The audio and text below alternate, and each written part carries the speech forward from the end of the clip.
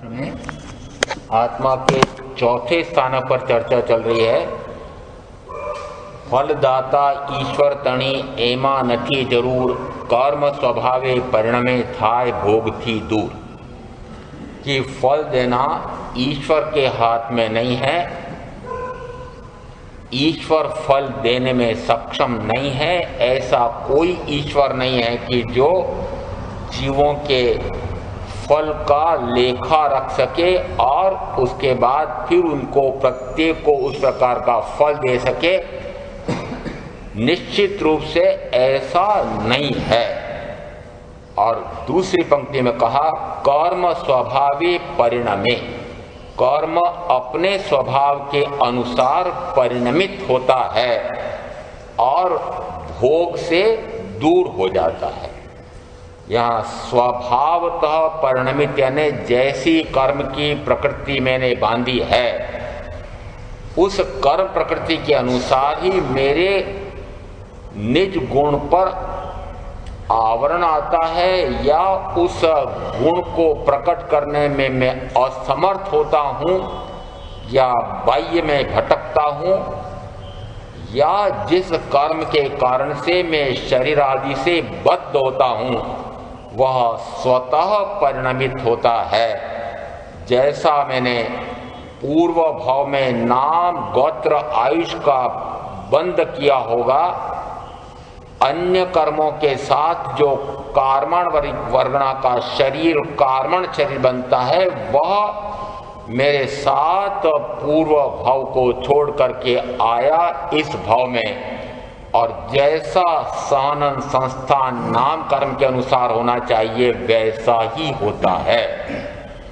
जैसा गोत्र कर्म बांधा है, सम्मान बुलाया पुकारा जाने वाला, तिरस्कार से पुकारा जाने वाला, उच्च दृष्टि से देखा जाने वाला, हीन दृष्टि से देखा जाने वाला, यह उत्कृष्ट गोत्र कर्म और निकृष्ट गोत्र कर्म जैसा मैंने बांधा वैसा ही फल आता है।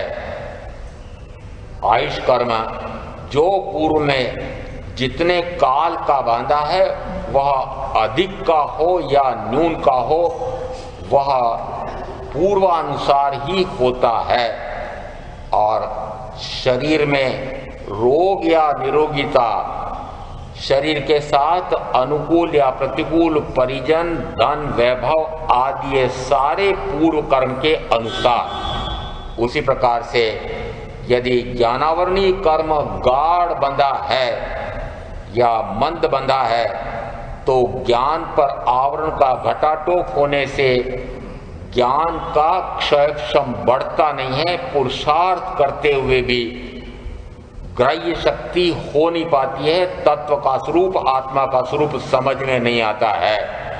उसी प्रकार से मैं अपने ही स्वयं के दर्शन गुण से अपने आप को देखना चाहूं तो वह भी पूर्व में मैंने ऐसा घना आवरण कर दिया है, उस दर्शन गुण पर तो देख नहीं पाता हूं। और जो मैंने पूर्व में कर्म बांधे हैं निरंतर प्रतिपल बनते रहते हैं। जिस क्षण पूछा जाता है उस क्षण के पूर्व इसी भाव में, पूर्व भाव में, भवो भव में, भवांतर में जो मैंने विकार के भाव किए हैं उसके कारण से जो मोहनी कर्म बनता है उसके कारण निरंतर इंद्रिय विषयों के माध्यम से सुख मिलता है। वही सुख है, बाहर में सुख है ऐसा अनुभव कराने वाला, यह मेरे स्वयं के निज आत्मिक आनंद में उसका अनुभव न करने देने वाला यह मोहनी कर्म जैसा बांधा है वैसा ही उदय में आकर के यह फल देता है।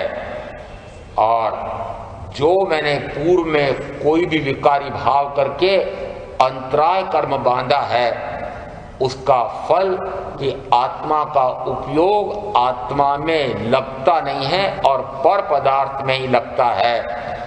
पर पदार्थ को ही जानना और पर पदार्थ को ही देखना, ऐसे जैसी जैसी कर्म की प्रकृति का बंद किया है वैसा वैसा वह स्वतः कर्म परिणमित होता है। और जिस समय मैं उस कर्म से प्रभावित होता हूँ, प्रेरित होता हूँ, उस समय वह फल मैंने जैसा बांधा था स्वतः मैं प्राप्त करता हूँ। और फिर अंतिम भाग में आया इस गाथा में, थाय भोग थी दूर, कि वह भोग से दूर हो जाता है। अब वो भोग से दूर कैसे होता है? न भोगूं तो क्या होता है, भोगूं तो क्या होता है?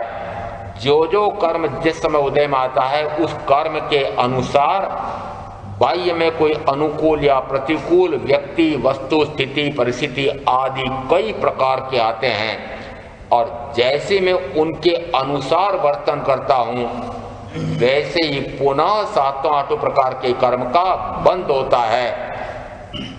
जैसे ही उनके अनुसार वर्तन करता हूँ वह कहा जाता है भोगना।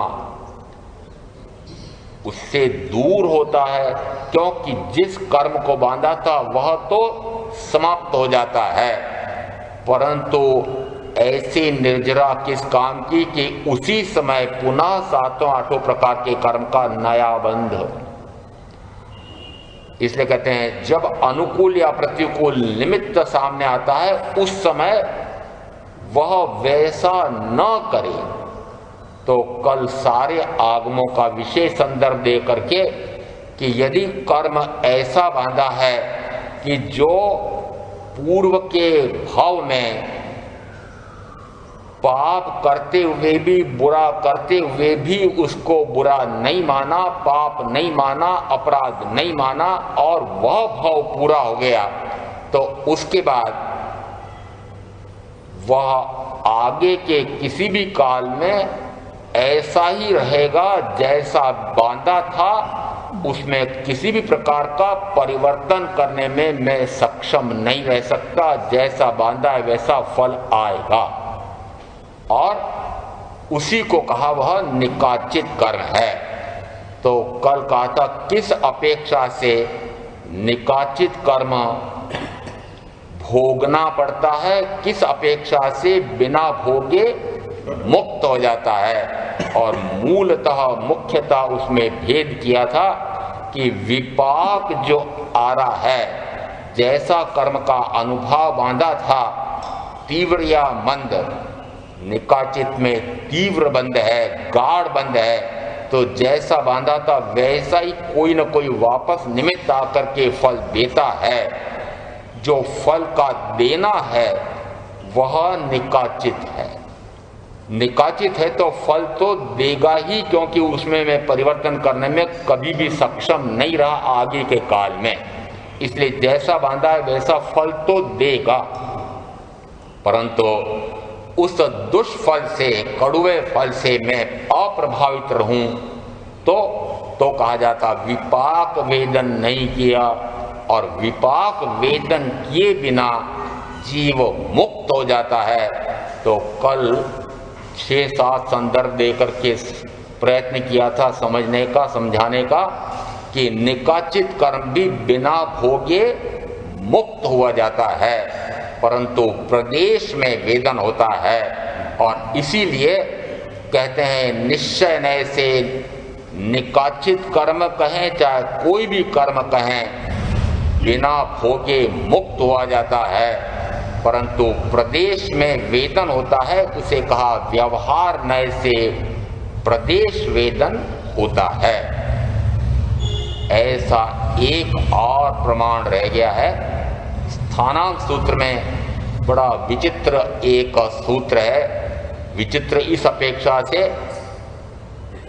कि ऐसा अन्यत्र उल्लेख नहीं मिलता है, पर स्थानांक में मिलता है। और 6.5 में कहा गया सभी जीवों में न ऐसी कोई रिद्धि है, न द्युति है, न बल है, न पुरस्कार है, न पराक्रम है 6 कार्य करने में। 6 कार्य ऐसे हैं कि जिसको करने में कोई भी जीव, सभी जीव, कोई भी जीव समर्थ नहीं है, असंभव है। समर्थ नहीं है में कहें कि अनंत वीर्य का धनी आत्मा, परंतु फिर भी कहा कि असंभव है। कठिन या महाकठिन ऐसा नहीं कहा, असंभव है। ये 6 कार्य करना सभी जीवों के लिए कह दिया वह असंभव है।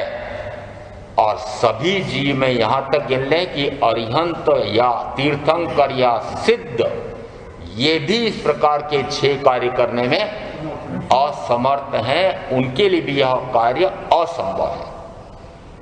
कैसे असंभव है? तो प्रथमतः इसमें 6 कार्य कौन कौन से हैं? तो पहला का जीव को अजीव करना, अजीव को जीव करना। 2, जीव को अजीव, यानी जो जो जीव हैं उनको अजीव कर दे, चेतन रहित कर दे, ऐसा असंभव है। उसी प्रकार से अजीव है उसको जीव बना दे, यह भी असंभव है।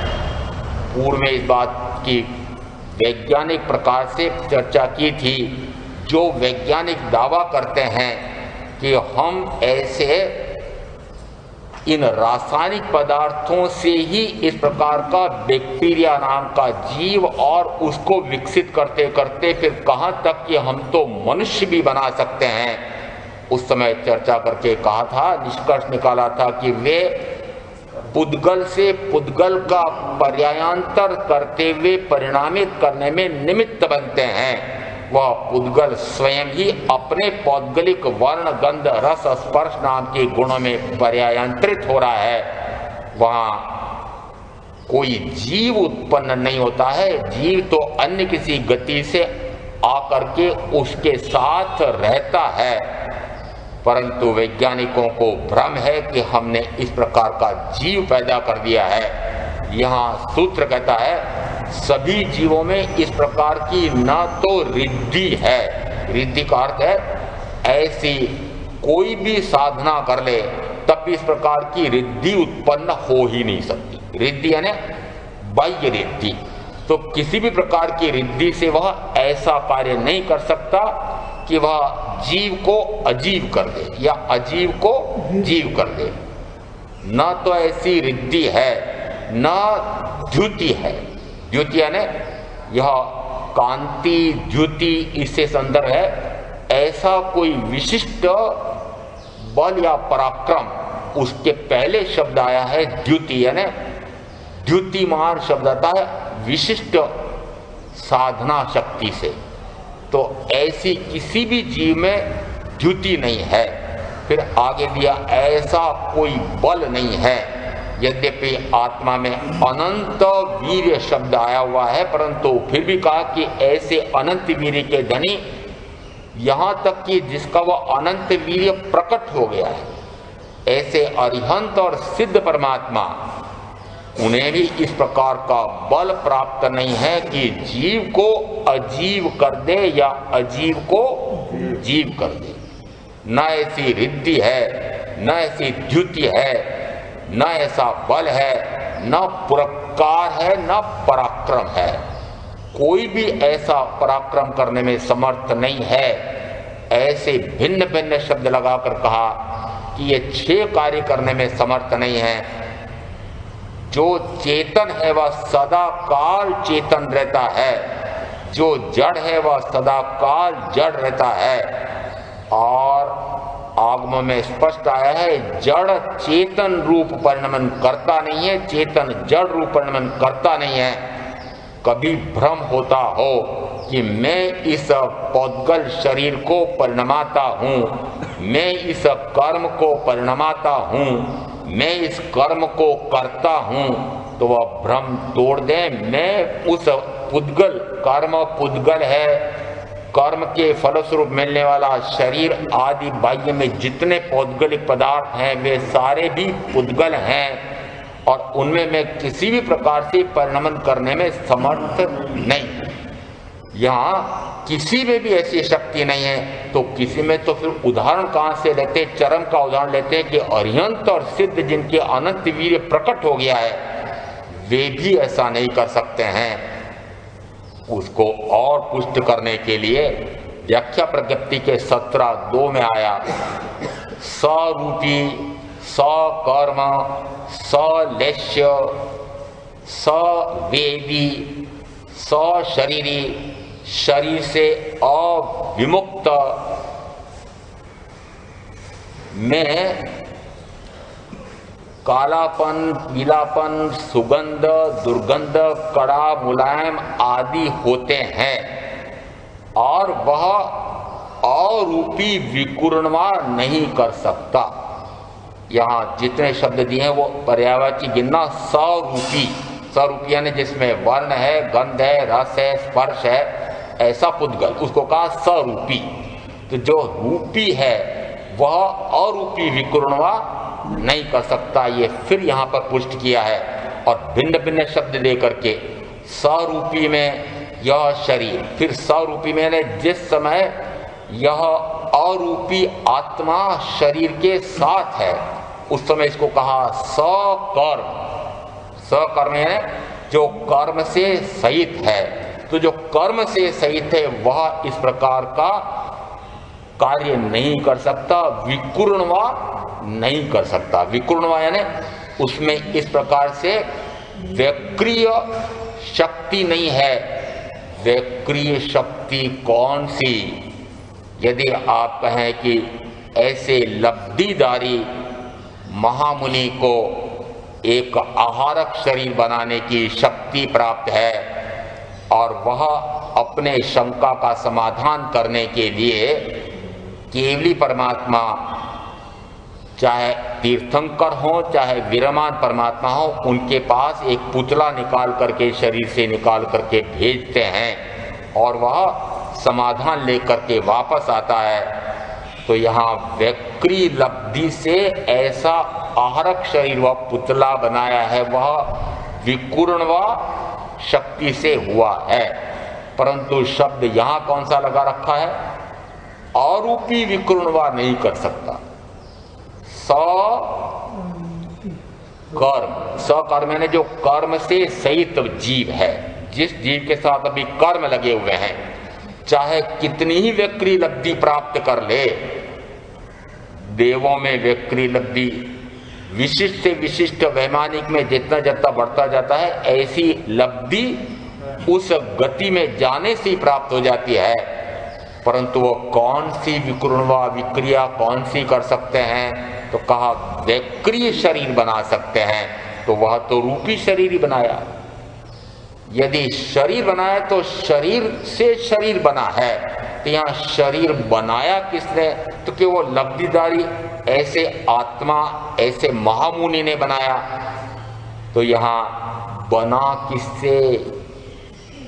भाव तो आत्मा का है, पर फिर उस रूपी आहारक शरीर को या देव या नारकी जिस समय वैक्री शरीर बनाते हैं तो उस समय बना क्या रहे?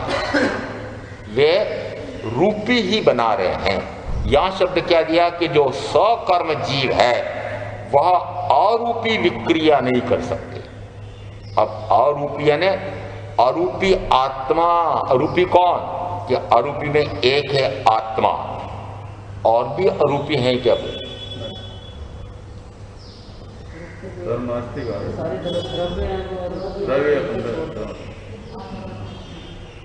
मैंने पूछा था और भी अरूपी है क्या, तो फिर गड़बड़ा जाते हैं।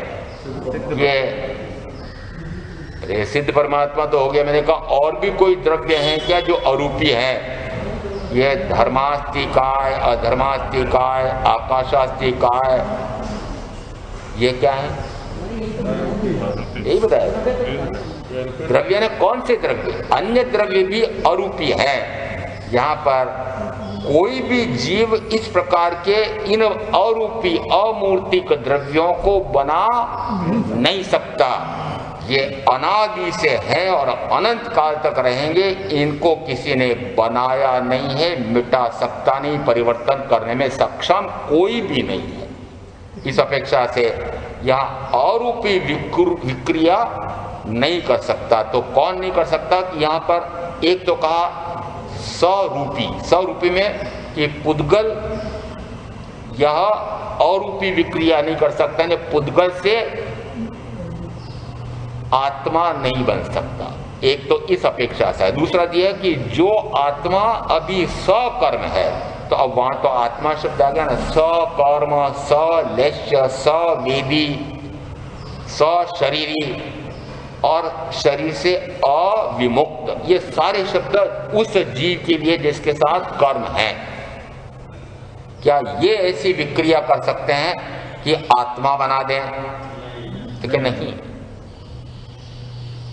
जिस समय राजप्रश्नी सूत्र में वर्णन आया कि राजा परदेशी पहले तो केशी कुमार श्रवण से आत्मा से शरीर पूर्णता भिन्न है, शरीर से आत्मा पूर्णता भिन्न है, ऐसा आत्मावबोध प्राप्त करके सम्यक्ति हो गए थे और फिर व्रती हो गए थे और उत्कृष्ट साधना करके, और उसके बाद फिर जो थोड़ा सा राग रह गया था उस कारण से सूर्यादेव नाम के देव बने हैं।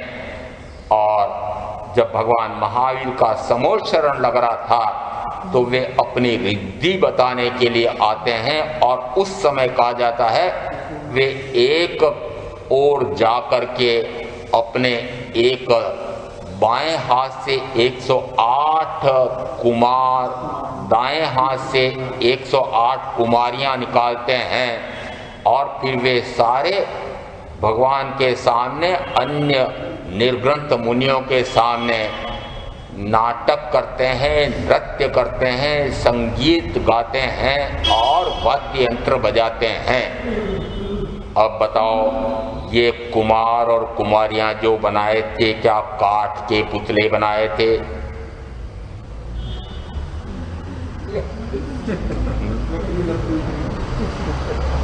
क्या बनाए थे? व्यक्री शरीरधारी देव व्यक्री विकुर्णवा कर सकते हैं, अपने शरीर के भिन्न भिन्न रूप बना सकते हैं। यहाँ अपने शरीर के भिन्न भिन्न रूप बनाना तो भिन्न है कि अपने शरीर को बड़ा बना लेना, छोटा बना लेना, सूक्ष्म से सूक्ष्म बना लेना, परंतु यहाँ कुछ अलग प्रकार की बात आई है कि यहाँ पर 108 कुमार कुमारियां बनाए हैं। तो वे काठ के पुतले तो हो नहीं सकते। क्यों? क्योंकि वे तो सारे कार्य कर रहे हैं, जो 4 प्रकार की विधाएं होती है वे सारी विधाएं कर रहे हैं। उस समय श्रोता को, दृष्टा को क्या दिखाई दे रहा है कि वे सजीव हैं। वहां आया है कि उस समय सूर्यादेव नाम का एक आत्मा, शरीर से सूर्यादेव है, वह आत्मा अपने आत्म प्रदेशों को विस्तारित करते हैं, अपने प्रदेशों को उन 108 में विस्तारित करके और नई रचना ऐसा करके फिर वे उसी प्रकार का नृत्य आदि कर रहे हैं। ऐसा यहाँ पर भी शरीर बनाया है व्यक्री वर्गणा का, और नई आत्मा उन्होंने उसमें पैदा की है। ऐसा नहीं है, अपनी आत्मा के प्रदेश वहां तक विस्तारित कर दिए। फिर व्याख्या प्रकृति सूत्र में एक और वर्णन मिलता है कि एक गर्भस्थ शिशु जिस समय मां के गर्भ में है, उस समय उसे ऐसा अनुभव आता है कि शत्रु राजा ने मुझ पर आक्रमण कर दिया है, मेरा राज्य खतरे में है, और उस समय वह अपनी व्यक्री लब्धि से एक चतुरंगिनी सेना की रचना करता है और फिर युद्ध लड़ता है, और घमासान युद्ध लड़ करके उस भोग लिप्सा, राज्य लिप्सा और फिर इतने मनुष्यों का संहार करके घोराती घोर कर्म बांध करके गर्भस्थ रहते हुए वह नरक गति का बंद करके नरक में चला जाता है गर्भस्थ शिशु। वहां पर भी अपने आत्मा के प्रदेश को फैला करके चतुरंगिनी सेना बनाता है। तो वो जो चतुरंगिनी सेना, उसमें हाथी, घोड़े, रथ और पैदल, ये चतुरंगिनी सेना जब बनाई होगी उस समय सोचें कि क्या इस प्रकार के कोई काठ के हाथी आदि थोड़ी बनाए हैं, सजीव दिखाई दे रहे हैं, युद्ध लड़ते हैं, उसमें सैनिक भी बनाए जा रहे हैं, परंतु अपने आत्मा के प्रदेशों को वहां तक विस्तारित करते हैं। ऐसा आगम में आया हुआ है। ये कैसे होता है तो फिर आगे कहा जाएगा कि केवली गम्य है।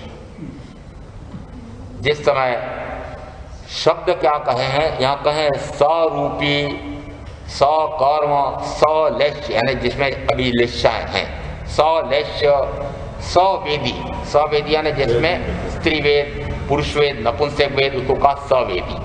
सशरीर, जिसके साथ अभी शरीर लगा हुआ है, और फिर शरीर से अविमुक्त, ऐसा उसमें क्या क्या होता है तो उसमें कहा कालापन, नीलापन आदि, सुगंध, दुर्गंध, कड़ा, मुलायम आदि होते हैं, क्योंकि वह रूपी है। इसका अर्थ है कि उसमें स्पर्श नाम का गुण है, इसलिए इसमें 8 प्रकार के भेद पाए जाते हैं, परंतु अरूपी में ऐसा नहीं होता है। और इसी सूत्र में कह दिया कि ऐसे रूपी कभी भी अरूपी विक्रिया नहीं कर सकते। दूसरा कि जो अरूपी, अब यहां सारे के सारे विलोम कर दें, अरूपी, अकर्म, अलेश्य, अवेदी, अशरीरी और शरीर से पूर्णतः मुक्त जीव रूपी विकृणवा नहीं कर सकते। ये जितने विशेषण आए हैं वे सिद्ध परमात्मा के संदर्भ में गिनना कि जिनके वेद समाप्त हो गए, जिनके शरीर लेश मात्र कोई सा भी शरीर अब नहीं बचा है और शरीरी हो गए हैं, ऐसे कौन कि वे सिद्ध परमात्मा। अब वे सिद्ध परमात्मा की शक्ति देखें तो कितनी कही गई है, अनंत ज्ञान, अनंत दर्शन, अनंत सुख, अनंत वीर्य, और आगे कहा कि अनंत अव्यवहार सुख में सदा सदा के लिए लीन रहने वाले, इतनी शक्ति वाले भी, उनके लिए भी कहा जाएगा वे रूपी विक्रिया नहीं कर सकते। रूपी यानी कोई शरीर का रूप बना करके वे और कुछ कर सकें, ऐसा नहीं। और दूसरी अपेक्षा से कहा कि वे पुनः मनुष्य का शरीर बना करके इस लोक में अवतार लेते हों, ऐसा भी नहीं है। तो रूपी अरूपी विकृणवा नहीं कर सकता, अरूपी रूपी विकृणवा नहीं कर सकता। तो यहाँ प्रथम 2 बातें प्रत्येक के लिए असंभव कही है, जीव को अजीव करना और अजीव को जीव करना। तीसरी बात कही 2 भाषाएं एक साथ बोलना। यदि एक छोटा से छोटा स्वर बोलेंगे तो जो स्वर आप बोल रहे हैं, जिस भाषा का है, वह एक चाहे एक समय में बोला जाए, चाहे संख्या समय में, चाहे असंख्या समय में, चाहे पल में, जिस पल वह शब्द उच्चरित हो रहा है उस समय दूसरी भाषा का भी बोला जाए, ऐसा असंभव है। 2 भाषाएं एक साथ। यदि तीर्थंकर परमात्मा को मैं कहूं कि भगवान आपकी सभा में तो ये सभी प्रकार की भाषाएं जानने वाले हैं, आप सारी भाषाएं एक साथ बोल दो, तो आप में तो ये 34 अतिशय हैं और वाणी के 35 बोल हैं, तो आप ऐसी वाणी फरमा दो ना कि एक साथ कई भाषाएं, कि नहीं, असंभव है। एक साथ 2 भाषाएं नहीं बोली जा सकती है। 3, उसके बाद अभी चौथा छोड़ दें, 5वें में आया है कि पुद्गल परमाणु को छेदन करना, भेदन करना, जलाना, नष्ट करना असंभव है। किसमें, किसको संभव नहीं है? यदि अरिहंत तीर्थंकर परमात्मा चाहे तब तो कर सकते हैं कि नहीं? अरे पुद्गल परमाणु का छेदन भेदन करना है, टुकड़ा करना, छेदन भेदन करना, टुकड़ा करना। टुकड़ा करना तो संभव मानो ना, नहीं होता। परमाणु बन जाता है, परमाणु के नहीं होता। परमाणु का अर्थ क्या? फिर भी सही परिभाषा नहीं देते हैं। जिसका और टुकड़ा नहीं किया जा सकता है उसे परमाणु कहा है। पुद्गल का परिभाषा पूरी क्यों नहीं आ सकते? जिस पुद्गल का और टुकड़ा नहीं किया जा सकता है ऐसे को परमाणु कहा गया। यदि परिभाषा में है कि और टुकड़ा किया जा सकता हो तो परमाणु नहीं है। और अब यहाँ कहा कि यदि परमाणु है तो फिर उसका टुकड़ा कौन? कि कोई भी नहीं कर सकता। सभी जीवों में ऐसा करना असंभव है। कोई भी जीव ऐसा नहीं कर सकता कि किसी पुद्गल परमाणु का टुकड़ा कर दे। यहाँ यदि वैज्ञानिक ऐसा कहते हैं कि हमने एक परमाणु की नाभिकीय खोजी है, उसमें हमने पहले एक इलेक्ट्रॉन, न्यूट्रॉन, प्रोटॉन खोजा था, अभी कहते हैं और कोई फोटोन खोजा है। अभी 300 वैज्ञानिकों ने मिलकर के और न जाने कितने 2-3 और खोजे हो सकते हैं, और वे दावा करते हैं कि उसमें ऐसे न जाने और कितने 100, 150, 200 भी हो सकते हैं, खोज चल रही है। यदि वे उसको परमाणु कहते हैं तो महावीर कहते हैं वह परमाणु हो नहीं सकता। जिसमें टुकड़े हो सकते हो, अलग अलग भाग हो सकते हो, उसमें से और कुछ निकल सकता हो, तो उन्होंने कहा वह संभव नहीं है। यह निश्चित है कि वह छोटे से छोटा और खंड नहीं किया जा सके ऐसा पुद्गल परमाणु, उसमें भी वर्ण है, गंध है, रस है, स्पर्श है, सड़न है, गलन है, निरंतर पर्यायांतर हो रहा है, परंतु फिर भी पर्यायांतर हो सकता है। वर्ण गंध रस स्पर्श में परिवर्तन तो हो सकता है, पर उसको नष्ट किया जा सकता है, टुकड़ा किया जा सकता है, ठीक है नहीं, जलाया जा सकता है, ठीक है नहीं, असंभव। पांचवा, छठा कहा लोकांत के बाहर जाना। सभी जीवों में ऐसा करना असंभव माना गया है। लोक के अंत में सिद्ध शिला है, और सिद्ध परमात्मा की शक्ति देखना 14वें गुण स्थान के अंतिम समय में एक समय में वे अपेक्षा से 14 राजू लोग पार कर लेते हैं। जिस स्थान पर हैं उस स्थान से गिनो तो, यदि भरत क्षेत्र से गिनो तो 7 राजू, जितने भी गिनने आपको, परंतु यदि एक समय में इतनी लंबी दूरी करके ठेठ लोकाग्र तक पहुंच जाएं, लोक के अंत तक पहुंच जाएं, आगे जाना चाहे तो कि नहीं जा सकते।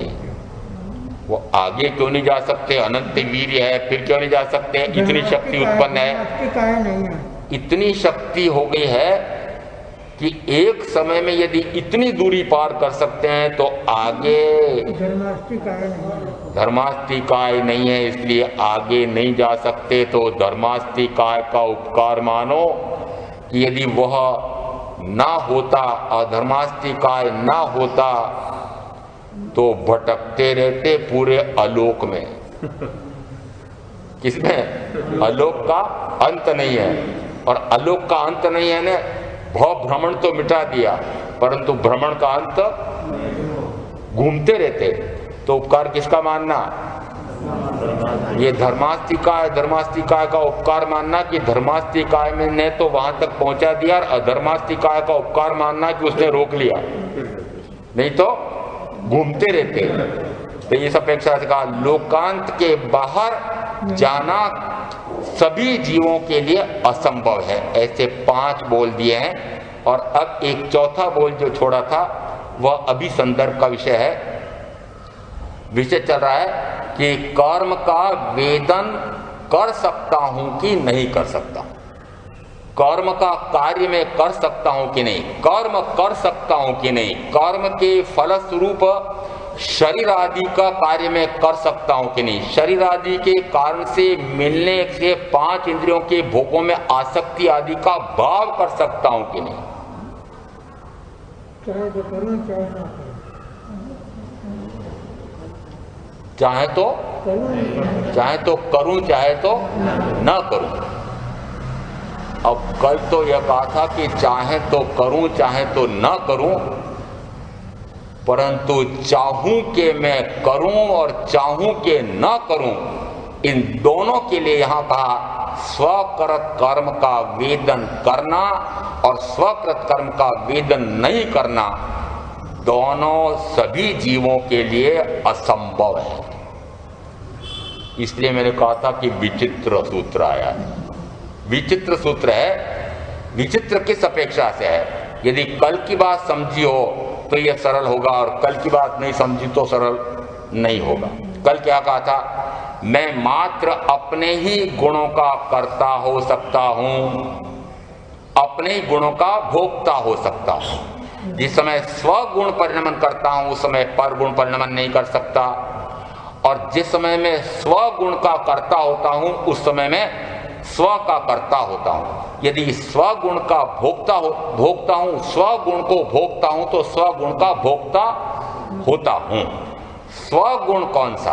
कि जानना, स्वगुण जानना। तो जानने का कार्य तो मैं कर सकता हूं, जानने का कार्य मैं न करना चाहूं तो कर सकता हूं क्या?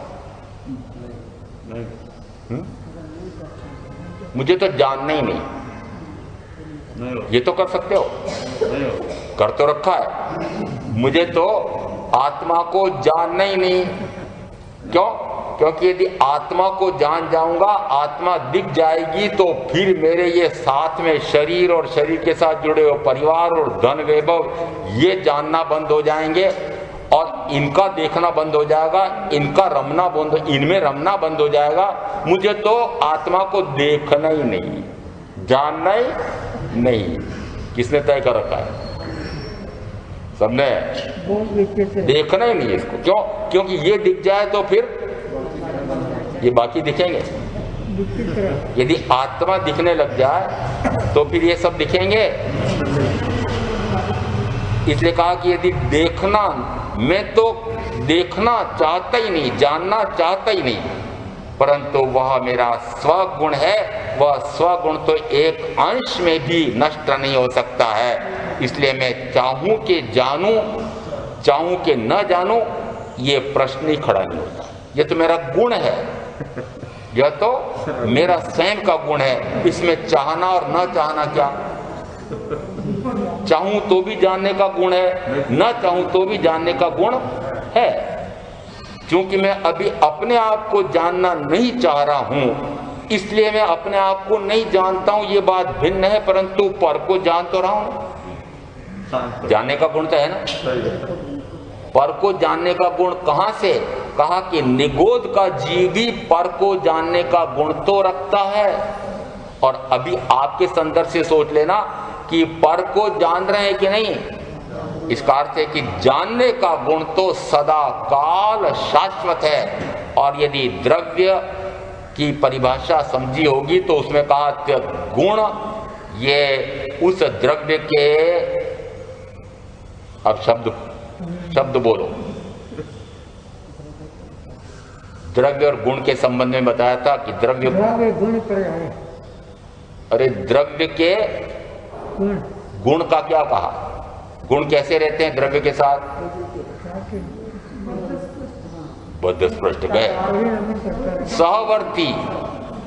एक बार बीच में और पूछा था और कहा था कि याद रखा करो कि गुण सहवर्ती हैं।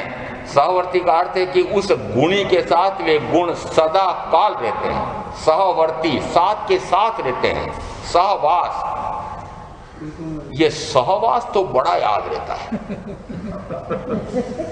सहवास बड़ा याद रहता है। क्यों? क्योंकि महाराज हमने तय किया है जीवन भर सहवास रखेंगे, परंतु अरे सहवास, मेरा जो ज्ञान गुण है उसके साथ मेरा सहवास कब से है? अनादि से। कब तक रहेगा? अनंत काल तक। तो मेरे गुण से तो मैं कभी आंख मिचौनी करना चाहूं तो वह तो करता नहीं है। जानना, देखना, रमना यह निरंतर रहता है। चाहे वह पर में रहे चाहे स्व में रहे। जिस समय वह पर में रहने की गलती कर लेता है उस समय कहा जाता है स्वकृत कर्म। स्वकृत कर्म कब बना? क्योंकि मैंने ही गलती की थी कि मुझे स्वयं को ही जानना चाहिए था, स्वयं को ही देखना चाहिए था, स्वयं में रमना चाहिए था, परंतु अपने को जानना, देखना, रमना उसको तो समझा नहीं या किया नहीं, और पर का जानना, पर का देखना, पर में रमना किया। कर तो सकता नहीं, कर तो सकता नहीं, पर को जानना कर नहीं सकता, पर जानने का मिथ्या भ्रम करता हूं कि मैं पर को जान सकता हूं। पर को जाना है तो किस रूप में जाना? शरीर आदि रूप। यदि पति पत्नी को या पत्नी पति को जानता है तो किस रूप में जानता है? आत्मा रूप में। आत्मा रूप में देख लो ना, आत्मा रूप में जानो ना, आत्मा रूप में व्यवहार करो ना, तो फिर तो क्या होगा? रागादी होंगे? आत्मा के साथ रागादी होंगे क्या? शरीर के रूप में देखा जा रहा है, और शरीर के रूप में जब तक देखा जा रहा है तब तक कहा जाता है कि आत्मा रूप में देखा नहीं है, वो तो पुद्गल को देखा है। तो इस आत्मा में जिसमें देखने की शक्ति, जिसको जानने की शक्ति है, जिसमें जाना जाने की शक्ति है, वह जाना जा सकता है। जिसमें जाना जा सकने की शक्ति, अब ये दूसरी कक्षा में ले जा रहा हूं। जिसमें जाना जाने की शक्ति होती है उसे एक शब्द में बोलो।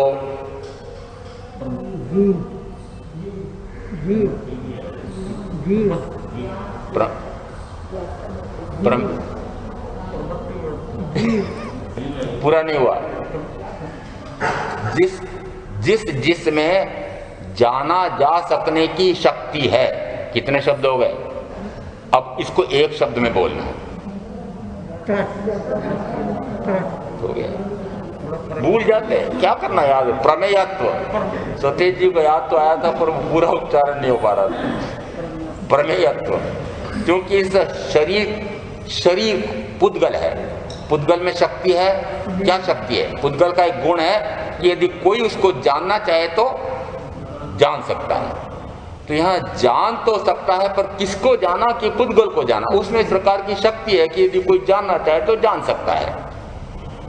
यदि मैं अपने आप को जानना चाहूं तो जान सकता।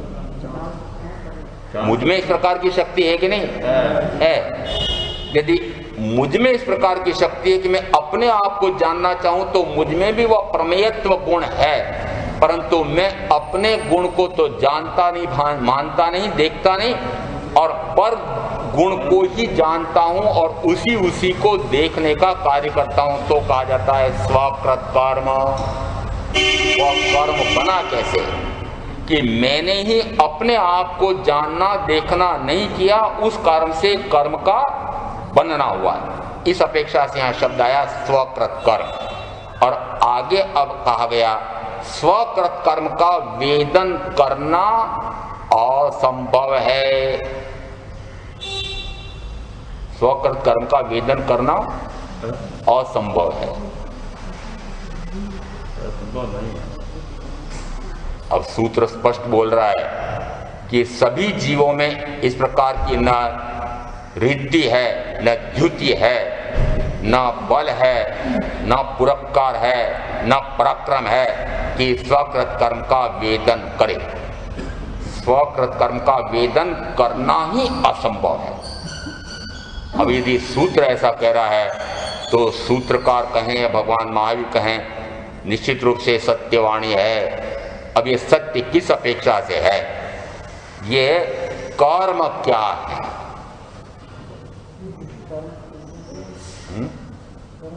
तो जोर से बोलो ना। कर्म पुद्गल रूप है, जीव रूप है, ज्ञान दो मिलकर बहु रूप है, बिछड़िया पद निर्वाण। कर्म पुद्गल रूप है। कर्म क्या है? पुद्गल। कौन सा द्रव्य कौन सा कार्य करता है, तो प्रत्येक द्रव्य का अपना अपना कार्य है। जैसा द्रव्य है वैसा ही उसका कार्य है। उसके लिए शब्द दिया था उस समय कि प्रत्येक द्रव्य में द्रव्यत्व नाम का गुण है। जैसा द्रव्य है वैसा ही उसका परिणमन होगा। यदि वह पुद्गल द्रव्य है तो उसमें वर्ण है, गंध है, रस है, स्पर्श है, वह निरंतर उन्हीं वर्ण गंध रस स्पर्श में पर्यायांतरित होता है। प्रत्येक द्रव्य अपने अपने गुण में पर्यायांतरित होता है, पक्का है? मैं कौन सा द्रव्य? जीव द्रव्य। तो जीव द्रव्य, क्या जीव द्रव्य पर गुण में परिणमन कर सकता है? यदि पर गुण में परिणमन नहीं कर सकता, पर द्रव्य का कर्ता नहीं बन सकता, पर द्रव्य के गुण का कर्ता नहीं बन सकता, तो पर द्रव्य के गुण का भोक्ता हो सकता हूं? नहीं हो सकते। पर द्रव्य का या पर द्रव्य के गुण का भोक्ता। अब यहां कर्म क्या है? कर्मण वर्गणा नाम का एक पुद्गल है और उससे बनकर के आया वह ज्ञानावरणीय कर्म या मोहनीय कर्म, कोई सा भी उदाहरण ले लें। अब वो मोहनीय कर्म है, वह मोहनीय कर्म अपने स्वभाव से परिणमित हो रहा है। क्या मैं उसका वेदन कर सकता हूं? तो सूत्रकार कहते हैं असंभव है। असंभव है। वेदन करने का अर्थ होता है जैसा वह कहता है वैसा करना। वह कहता है मोह करो तो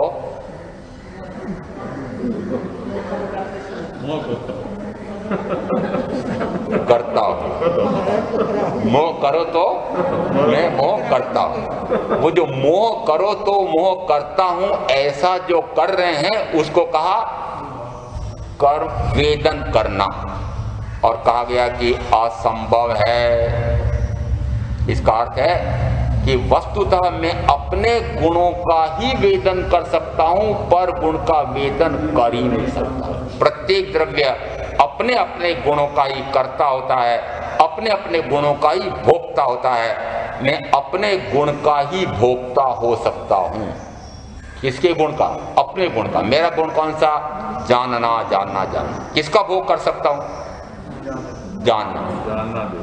जिस समय केवल ज्ञान की प्राप्ति होती है उस समय 9 प्रकार की लब्धियां प्रकट होती है। आपको 8 रिद्धियां और 9 लब्धियां चाहिए क्या? 8 रिद्धियां और 9 लब्धियां होती है। वो 8 रिद्धियां तो अनंत ज्ञान, अनंत दर्शन, अनंत सुख, अगुरु अलघु गुरुत्व, अनंत अव्याबाद सुख और क्षायिक सम्यक्त्व, ये तो 8 रिद्धियां है। चाहिए? और 9 लब्धियां कौन सी है? तो इसमें कहा जिस समय वह ज्ञानावरणीय कर्म का क्षय करता है उस समय अनंत ज्ञान की लब्धि प्राप्त करता है। अनंत ज्ञान, अनंत दर्शन, अनंत सुख, अनंत वीर्य, अनंत लाभ, अनंत भोग, अनंत उपभोग, अनंत दान, अनंत वीर्य, ये 9 लब्धियां प्रकट होती है। किसके? कि जिस समय 13वें गुणस्थान का प्रथम समय आता है उस समय 9 लब्धियां प्राप्त होती हैं। और उसमें आया अनंत दान। कौन सी लब्धि हुई? अनंत दान। ये इस प्रकार के जब कर्म का क्षय होता है उस समय इस प्रकार की जो लब्धि प्राप्त हुई है वो लब्धि किसकी है? आत्मा की लब्धि। मैं किसका भोग कर सकता हूं? तो कहा अनंत भोग। किसका भोग? जिस समय केवली को भोग प्राप्त होता है। कौन सा भोग? तो कहा अपने ही गुणों का अपना ही भोग। अपने गुण कौन से? तो कि ज्ञान, दर्शन, सुख, वीर्य आदि अनंत गुण हैं, तो मैं किसका भोग कर सकता हूं? कि अपने ही गुणों का भोग कर सकता हूं। अब भोगने के स्थान पर शब्द है वेदन। ये पर्यायवाची गिनना भी। मैं किसका वेदन कर सकता हूं? कि अपने ही गुणों का वेदन कर सकता हूं।